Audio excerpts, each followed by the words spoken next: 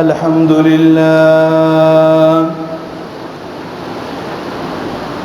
لله الذي هدانا لهذا وما كنا لنهتدي لولا أن هدانا الله.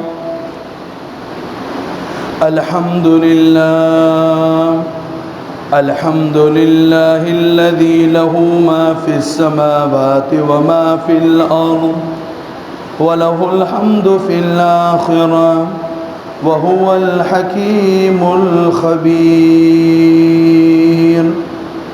يعلم ما يلج في الأرض وما يخرج منها وما ينزل من السماء وما يعرج فيها وهو الرحيم الغفور. والصلاة والسلام على سيد الرسل وإمام الأنبياء الذي أرسل إلينا كافة للناس بشيرا ونذيرا وداعيا إلى الله بإذنه وسراجا منيرا وعلى آله وصحبه الذين آمنوا وهاجروا وجاهدوا في سبيل الله والذين آووا ونصروا أولئك هم المؤمنون حقا لهم مغفرة ورزق كريم. أما بعد فأعوذ بالله من الشيطان الرجيم.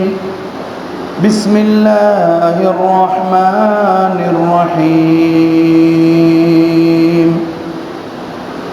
وإذ قال لقمان لابنه وهو يعظه يا بني لا تشرك بالله إن الشرك لظلم عظيم. عن معاذ بن جبل رضي الله تعالى عنه قال رسول الله صلى الله عليه وسلم إن حق الله على العباد أن يعبدوه ولا يشركوا به شيئا وحق العباد على الله ألا يؤذب من لا يشرك به شيئا أو كما قال. اللهم صل على محمد وعلى آل محمد كما صليت على إبراهيم وعلى آل إبراهيم إنك حميد مجيد. اللهم بارك على محمد وعلى آل محمد كما باركت على إبراهيم وعلى آل إبراهيم إنك حميد مجيد. میرے انتہائی واجب الاحترام و قابل صد احترام بزرگوں اور بھائیوں، گزشتہ 2 جمعوں سے ہم رب العالمین کی عظمت اور کبریائی، اللہ رب العالمین کی الوہیت اور رب العالمین کا وحدہ لا شریک لہ ہونا سن رہے تھے. آج اسی مناسبت سے ایک دوسرا پہلو کہ نعوذ باللہ اللہ کی ذات و صفات میں مخلوق میں سے کسی کو شریک کرنا جس کو شرک کہتے ہیں، کتنا بڑا جرم ہے، قرآن و قرآن ہی کے انشاءاللہ آیات سے ہم سنیں گے۔ میرے بھائیوں، قرآن مجید رب العالمین کا پاکیزہ کلام ہے۔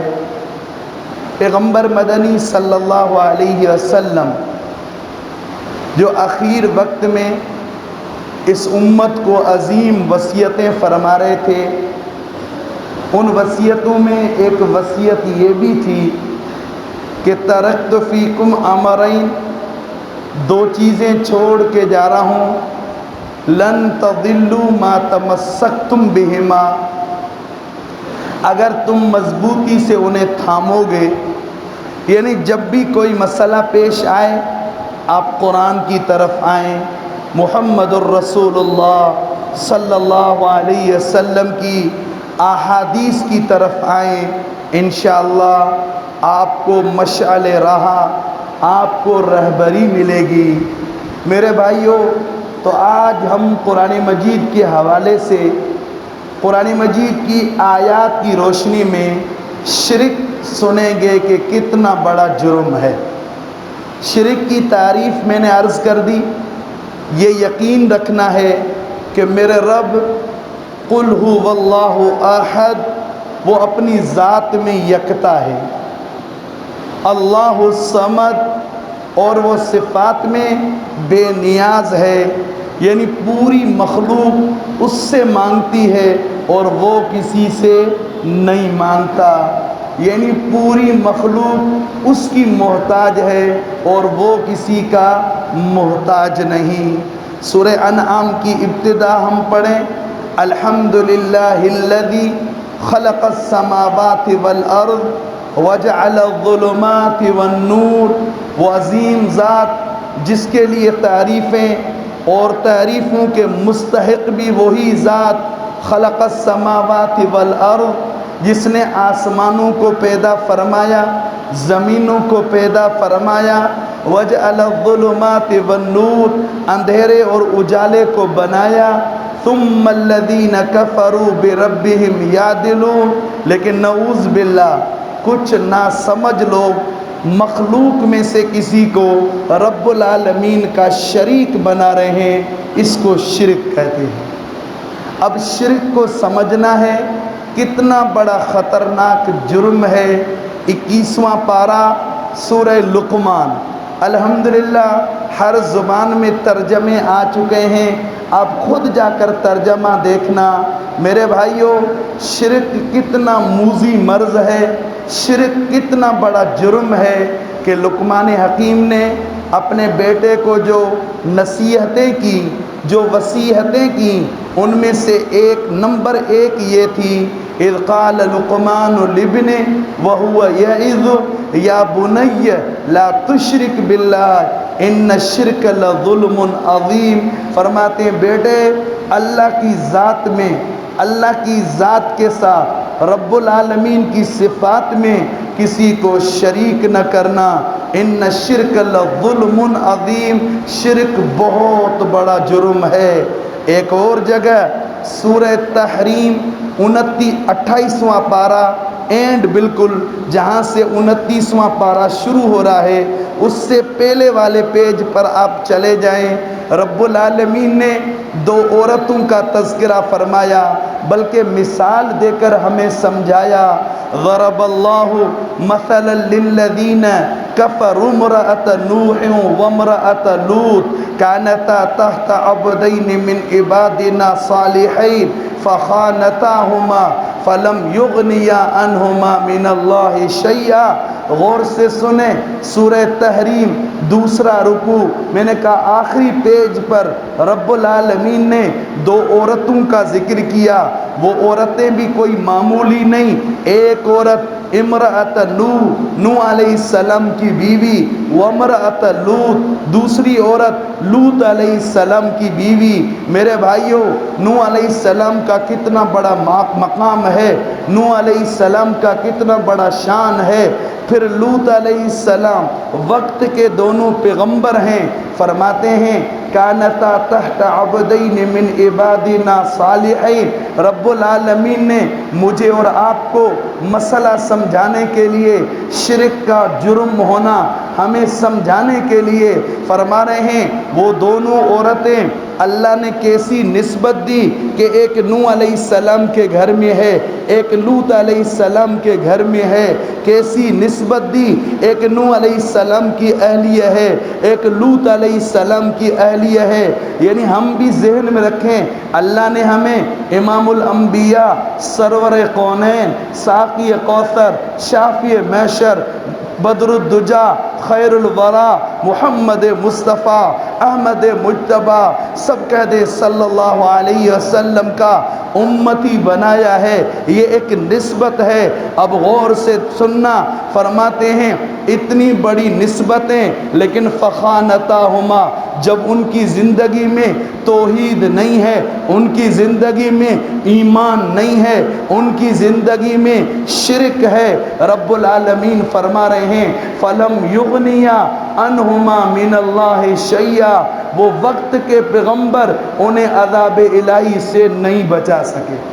یہ النار مع الداخلین، دونوں کے لیے آرڈر آیا، قبر کے لیے اور قیامت میں آئے گا کہ دونوں جہنم میں داخل ہو جائیں۔ یہ شرک ہے، یعنی اتنی بڑی اونچی نسبت ہے، پھر بھی شرک ایک ایسی گندی چیز ہے جو اتنی اونچی نسبت کے باوجود بھی انہیں جہنم میں لے کے جا رہی ہے۔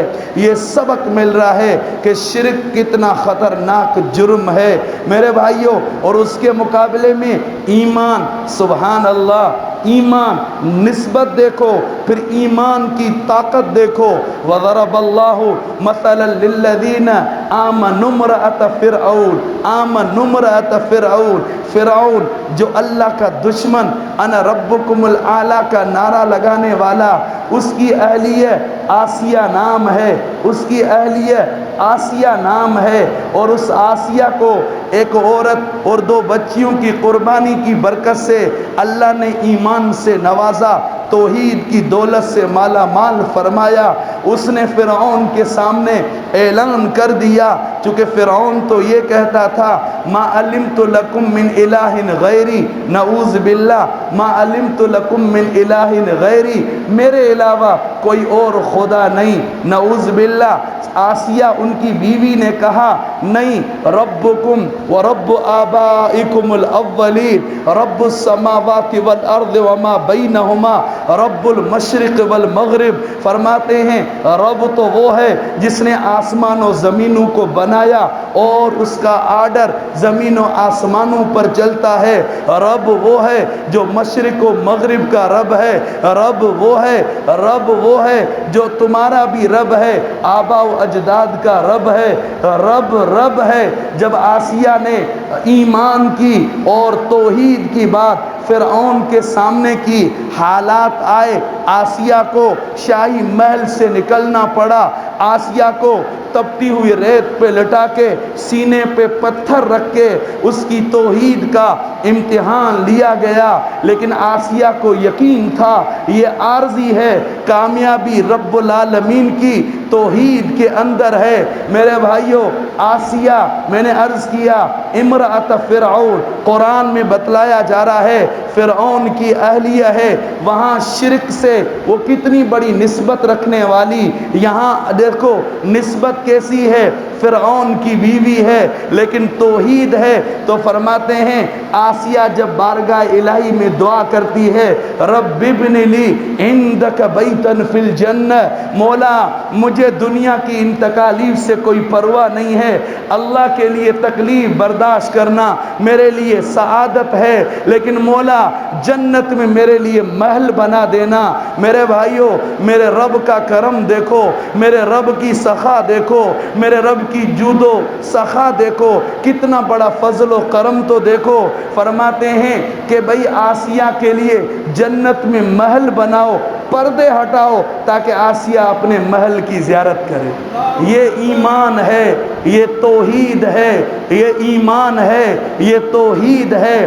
فرماتے ہیں سمجھایا جا رہا ہے آج ہمارا موضوع شرک کتنا بڑا جرم ہے۔ غور سے سنیں گے 12واں پارہ سورہ ہود، آپ خود قرآن مجید کھولیں، جہاں پر ربع 12ویں پارے کا ہو رہا ہے، یعنی جہاں پر چوتھائی حصہ ختم ہو رہا ہے، وہیں پر لکھا ہوا ہے کیا ہوا جب طوفان نوح یعنی آسمان سے بارش اور زمین سے پانی، اب کیا ہوا؟ فرماتے ہیں کہ وَاسْتَوَتْ عَلَى الْجُودِيِّ، جودی پہاڑ سے پانی لگنے لگا، پانی ٹکرانے لگا۔ نوح علیہ السلام بارگاہ الہی اللہ کے حکم سے کشتی میں سوار ہوئے، اور کشتی میں سوار ہو کر نوح علیہ السلام اپنے ساتھ جو مومن تھے ان کو بھی سوار کیا، اور نوح علیہ السلام بارگاہ الہی سے اللہ کے نام کی برکت سے اور کشتی کو چلانے لگے۔ قرآن ہے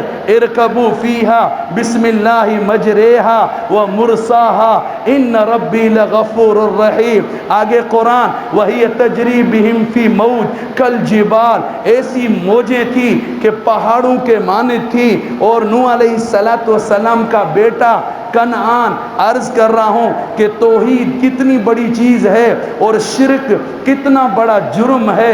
نوح علیہ السلام کا بیٹا ہے، نوح علیہ السلام فرما رہے ہیں یا بنی ارکب معنا ولا تکن مع الکافرین، بیٹے ایمان لا کر توحید کا اقرار کر کے ہمارے ساتھ کشتی میں سوار ہو جائیے۔ بیٹا کیا کہتا ہے؟ کوئی قصہ نہیں، اللہ کا کلام۔ سآوی، بیٹا کہنے لگا سآوی الی جبل یعصمنی من الماء، میں پہاڑ پر چڑھ جاؤں گا، پہاڑ مجھے پناہ۔ فرماتے ہیں لا عاصم اليوم من امر اللہ الا من رحم، بیٹے آج اللہ کے علاوہ کوئی اور نہیں بچا سکتا۔ گزشتہ جمعے پر بھی میں نے عرض کیا تھا امام الانبیاء سرور کونین جناب محمد الرسول اللہ صلی اللہ علیہ وسلم کی زبان اطہر سے بھی یہی اعلان کروایا تھا قل ان ارادنی اللہ بضر هل هن کاشفات ضر او ارادنی برحمت هل هن ممسکات رحمت۔ یقین کی درستگی غیر سے کچھ نہیں، اللہ کی ذات سے سب کچھ ہونے کا یقین ہو۔ میرے بھائیوں اب یہاں کنعان بیٹا ہے، نوح علیہ السلام وقت کا پیغمبر ہے، لیکن کیا ہوتا ہے؟ قرآن ہے حال بینہم الموج فکان من المغرقین، ایک موج آئی جس نے باپ اور بیٹے کو جدا کر دیا، باپ اور بیٹے کے درمیان تفریق کر دی۔ واللہ ہم دنیا میں اتنے مدہوش ہو جاتے ہیں کہ موت کو بھلا دیتے ہیں۔ میرے بھائیوں موت ہمیں نہیں بلاتی، موت ہمیں پکار پکار کے بتاتی ہے انا الموت الذی افرق بین البنات والامہات، ارے میں وہ موت ہوں جو ماں اور بیٹی کے درمیان جدائی کر دیتی ہوں۔ ماں بیٹی کے لیے تڑپ رہی ہے، بیٹی ماں کے لیے رو رہی ہے۔ انا الموت الذی افرق بین الزوج والزوجہ، میاں اور بیوی میں جدائی ہو گئی۔ انا الموت الذی افرق بین الاخ والاخت، بھائی اور بہن میں جدائی ہو گئی۔ انا الموت الذی افرق بین کل حبیب، دو دوستوں میں جدائی ہو گئی۔ انا الموت الذی اخرب الدیار والقصور، خاندانوں کو اجاڑ کے رکھ دیا اور گھر ویران ہو گئے۔ یہ سب کچھ کس نے کیا؟ موت نے کیا۔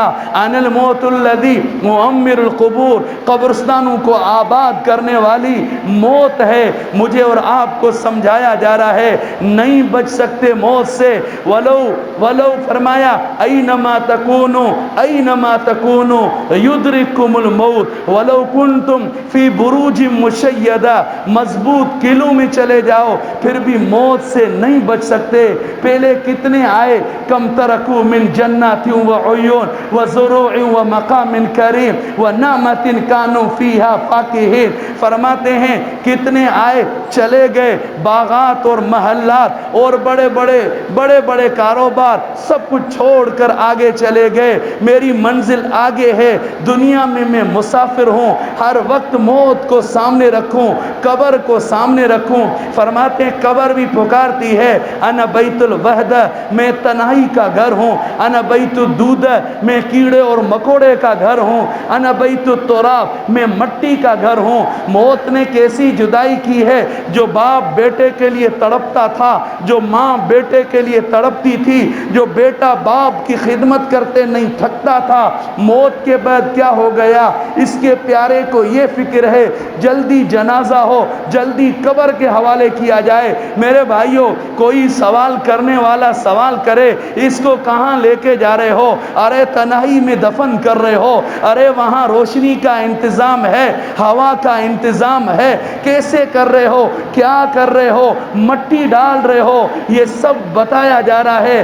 اللہ نے ایک نظام رکھا ہے، میرے رب نے ایک نظام رکھا ہے۔ یہاں بھی جو بات چل رہی تھی، نوح علیہ السلام اور بیٹے کے درمیان جدائی ہو گئی، لازمی ایک طبعی چیز ہے، ابا ہوتا ہے، والد محترم ہاتھ اٹھے ہیں رب العالمین کی بارگاہ میں۔ کس کے ہاتھ اٹھے ہیں؟ غور سے سنیں، کسی عام آدمی کے نہیں، بلکہ انسانیت کے، مخلوق کے سردار، وقت کے پیغمبر نوح علیہ السلام کے ہاتھ اٹھے ہیں۔ یا رب ان ابنی من اہلی و ان وعدک الحق، مولا یہ میرا بیٹا ہے، مولا یہ میرا بیٹا ہے اور میرے سامنے غرق ہوا ہے۔ میرے بھائیوں، اب مجھے اور آپ کو مسئلہ سمجھانے کے لیے کہ شرک کتنا خطرناک جرم ہے، ہم جب پریشان، اللہ نہ کرے جب پریشانی ہوتی ہے، شرک کرتے گھبراتے ہی نہیں ہیں۔ اللہ کی ذات سے شریک کر دینا میرے بھائیوں کتنا بڑا جرم ہے۔ یہاں سننا، نوح علیہ السلام وقت کے پیغمبر کو کوئی قصہ اور کہانی نہیں، میں نے عرض کیا 12واں پارہ ہود سورت، فرمایا جا رہا ہے یا نوح انہ لیس من اہلک انہ عمل غیر صالح فلا تسألنی ما لیس لک بہ علم۔ اگلا جملہ انی اعظک ان تکون من الجاہلین۔ نوح علیہ السلام یہ مشرک ہے، مشرک کے حق میں میرے سے دعا نہ کرنا، مشرک کے حق میں میرے سے دعا نہ کرنا، ورنہ نبوت کی لسٹ سے نکال دوں گا۔ سے منع آ گئی۔ پھر ایک اور جگہ 11واں پارہ توبہ سورت، امام الانبیاء سرور کونین جناب محمد الرسول اللہ صلی اللہ علیہ وسلم جب اپنے چچا کے لیے دعا کرنے لگے، قرآن اترتا ہے ما کان للنبی والذین آمنوا ان یستغفروا للمشرکین ولو کانوا اولی قربا۔ کسی نبی کے لیے، کسی مومن کے لیے یہ جائز نہیں ہے کہ مشرک کے لیے دعائے مغفرت کرے جب اس کی موت شرک پر آ چکی ہے۔ ولو کانوا اولی قربا، میں نے عرض کیا ہم قرآن سے شرک کو سنیں گے، فرماتے ہیں کہ بھئی اگرچہ قریبی رشتہ دار کیوں نہ ہو، اگرچہ قریبی رشتہ دار کیوں نہ ہو، ہم گناہگار، ہماری کیا اوقات، لیکن ہم پڑھتے ہیں تبت یدا ابی لہب وتب ما اغنی عنہ مالہ وما کسب سیصلی نارا ذات لہب وامرأتہ حمالۃ الحطب۔ کبھی سوچا ہے کہ اس کے اندر کس پر لعنت برس رہی ہے، کس کو ہم بد دعا دے رہے ہوتے ہیں؟ میرے بھائیوں، ایک میاں ایک بیوی ہیں، جن کا رشتہ دیکھو، جن کا تعلق دیکھو، جن کی قوم دیکھو، جن کا شہر دیکھو، واللہ اس کے اندر تبت یدا ابی لہب، ابو لہب قریشی ہے، ہاشمی ہے، عبد المطلب کا بیٹا ہے، محمد الرسول اللہ صلی اللہ علیہ وسلم کا چچا ہے، بیت اللہ کی زیارت کرنے والا ہے، زمزم پینے والا ہے، مکہ المکرمہ کا رہنے والا ہے، اور دوسری عورت جو اس کی بیوی ہے پیغمبر علیہ السلام کی چچی ہے۔ کتنا بڑا رشتہ! ہم جیسے گناہگار کیا پڑھتے ہیں تبت یدا ابی لہب وتب ما اغنی عنہ مالہ وما کسب۔ یہ شرک ہے، شرک ایسا موذی مرض ہے جو کتنی ترقی سے، کتنی عمدہ نسبت سے، اعلیٰ نسبت سے ایسی گراوٹ، ایسا تنزل کہ جس کی دنیا میں مثال ہی نہیں۔ اب آگے سننا، یہ قرآن مجید میں سمجھایا جا رہا ہے شرک کتنا خطرناک جرم ہے۔ سورہ انعام آپ کھولیں، سورہ انعام میں رب العالمین انبیاء علیہ السلام کا تذکرہ فرماتے ہیں۔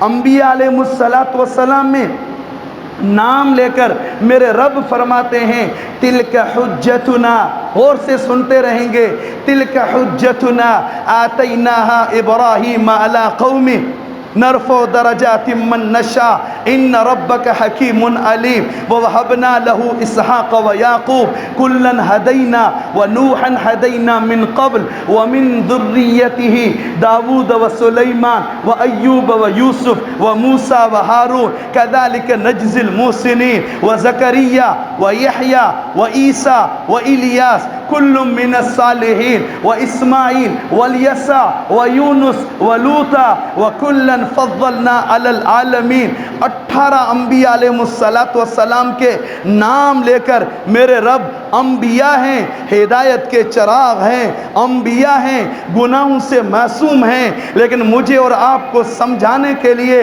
کہ شرک کتنا خطرناک جرم ہے، شرک ایسی خطرناک چنگاری ہے، وَلَوْ أَشْرَكُوا لَحَبِطَ عَنْهُمْ مَا كَانُوا يَعْمَلُونَ۔ 7واں پارہ انعام سورت فرما رہے ہیں خدا نخواستہ، لو عربی میں جس کا ترجمہ ہوگا خدا نخواستہ اگر بالفرض والمحال ان ہستیوں سے شرک کا صدور ہو تو ان کے بھی اعمال ختم ہو جائیں گے۔ یہ سمجھانے کے لیے کہ شرک ایک خطرناک چنگاری ہے جو نیکیوں کے خرمن کو جلا کے رکھتی ہے۔ میرے بھائیوں، شرک سے اپنے آپ کو بچانا، شرک سے اپنے آپ کو بچانا۔ ایک اور جگہ فرمایا ان اللہ لا یغفر ان یشرک بہ ویغفر ما دون ذلک لمن یشاء۔ 5واں پارہ نساء سورت فرماتے ہیں مشرک کی میں کبھی بھی بخشش نہیں کروں گا، وَيَغْفِرْ مَا دُونَ ذَلِكَ لِمَنْ يَشَاءُ۔ ہاں باقی کتنا بڑا گناہ گار کیوں نہ ہو، میرے رب کی رحمت تو دیکھو، میرے رب کا فضل تو دیکھو، میرے رب کا کرم تو دیکھو۔ فرماتے ہیں یا ابن آدم لو بلغت ذنوبک عنان السماء ثم استغفرتنی۔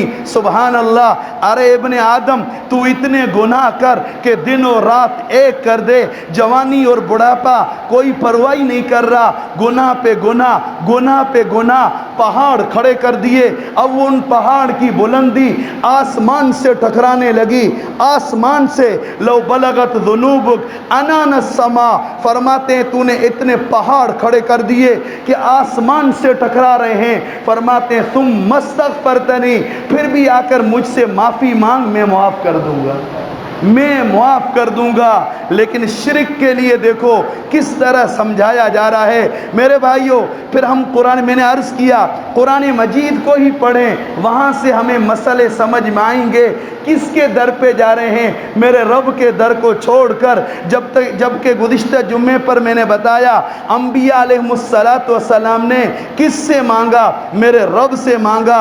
امام الانبیاء سرور کونین جناب محمد الرسول اللہ صلی اللہ علیہ وسلم کی زبان اطہر پر بدر ہو، احد ہو، خندق ہو، خیبر ہو، تبوک ہو، فتح مکہ ہو، واللہ پیغمبر علیہ السلام کی زبان پر جب رب العالمین کو پکارنا آ رہا ہے، سمجھایا جا رہا ہے مشکل وقت میں میرے رب کو پکارو، میرے رب کو پکارو، غیروں کے در پہ جا رہا ہے۔ 17واں پارہ کھول، سورہ حج آخری رکوع، میں نے عرض کیا ترجمہ جا کر پڑھ، یا ایھا الناس ضرب مثل فاستمعوا له ان الذين تدعون من دون الله لن يخلقوا ذبابا ولو اجتمعوا له۔ فرماتے ہیں غیر سے مدد مانگتا ہے، غیر کی پوزیشن یہ ہے کہ سب جمع ہو جائیں، سب جمع ہو جائیں، فرماتے ہیں ایک مکھی بھی پیدا نہیں کر سکتے، ایک مکھی بھی پیدا نہیں کر سکتے۔ اگلا جملہ قرآن 17واں پارہ آخری رکوع سورہ حج کا، فرماتے ہیں وَإِن يَسْلُبْهُمُ الذُّبَابُ شَيْئًا لَا يَسْتَنقِذُوهُ مِنْهُ، مکھی کوئی چیز ان سے چھین لے واپس نہیں لے سکتے۔ پھر سورہ اعراف کا آخری رکوع یعنی 9واں پارہ جہاں ثلث ہو رہا ہے، سورہ اعراف کا آخری رکوع کھول، ان الذین تدعون من دون اللہ، ان الذین تدعون من دون اللہ، جو اللہ رب العالمین کے در کو چھوڑ کر غیروں سے مانگتے فرماتے ہیں عباد امثالکم عباد امثالکم، تم ہی جیسے ہیں۔ پھر آگے بتایا جا رہا ہے الہم ارجل یمشون بہا ام لہم ایدی یبطشون بہا ام لہم اعین یبصرون بہا ام لہم آذان یسمعون بہا۔ اللہ کا کلام، کیا ان کو پاؤں ہیں جن سے چل کر تمہاری مدد کر سکیں؟ کیا ان کو ہاتھ ہیں جن سے تمہاری مدد کر سکیں؟ کیا ان کو آنکھیں ہیں جن کے ذریعے تمہاری مدد کر سکیں؟ کیا ان کو کان ہیں جن سے تمہاری مدد کر سکیں؟ انبیاء نے اللہ کو پکارا، اولیاء نے اللہ کو پکارا۔ پیران پیر رحمت اللہ علیہ کی 2 کتابیں فتوح الغیوب، غنیت الطالبین اردو میں ترجمہ آ چکا ہے۔ حضرت پیران پیر رحمت اللہ علیہ اپنے مریدوں کو یہ سبق دے رہے ہیں لا مقصود فی کونین الا اللہ ولا موجود فی کونین الا اللہ۔ سمجھایا جا رہا ہے اللہ کی ذات سے رابطہ مضبوط رکھو، وہی سب کچھ ہے۔ قل اللہم مالک الملک، شہنشاہ ذات اس کی ہے، توتی الملک من تشاء وتنزع الملک ممن تشاء، جسے چاہے بادشاہی سے نواز دے۔ چروائے کا بیٹا جس کے وہم و گمان میں نہیں تھا اسے بادشاہ بنا دیا۔ خاندانی جدی پچھتی بادشاہ تھے، ان کو ایک لقمے کے لیے ترسا دے۔ یہ سب میرا رب ہے۔ توتی الملک من تشاء وتنزع الملک ممن تشاء وتعز من تشاء وتذل من تشاء۔ عزتیں دینے والے وہ، ذلیل کرنے والے وہ۔